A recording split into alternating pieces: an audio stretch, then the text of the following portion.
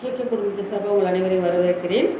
இன்றைய குறள், அமரகத்து ஆற்றிருக்கும் கல்லாமா அன்னார் தமரின் தனிமை தலை. இதன் பொருள், பயிற்சி இல்லாத குதிரையை நாம் போர்க்களத்துக்கு எடுத்து சென்றால் அந்த குதிரை என்ன செய்யும் என்று கேட்டால், அதற்கு சரியான பயிற்சி இல்லாத காரணத்தால் அது சரியாக நடக்காமல் நாம் அதன் மீது சவாரி செய்பவர்களை கீழே தள்ளிவிட்டு அல்லது அவர்கள் எப்படியோ எங்கோ ஒரு விதத்தில் கீழே தள்ளிவிட்டு அது சென்று கொண்டே இருக்கும்.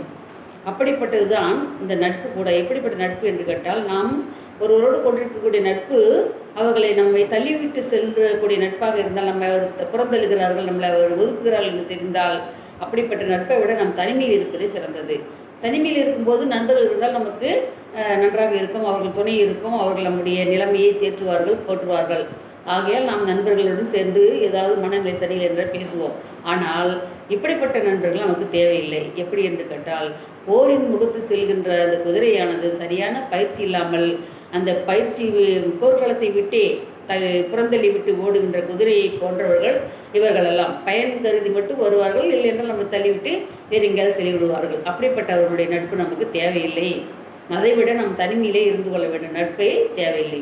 தேவையில்லாத அதையும் கூட்டி நாம் வைத்துக்கொண்டு அவருக்கும் சேர்ந்து நாம் அனைத்தையும் செய்ய வேண்டி இருக்கும். நமக்கு எந்த விதமான உபயோகமும் இருக்காது. அப்படிப்பட்ட ஒரு நட்பு தேவையில்லை.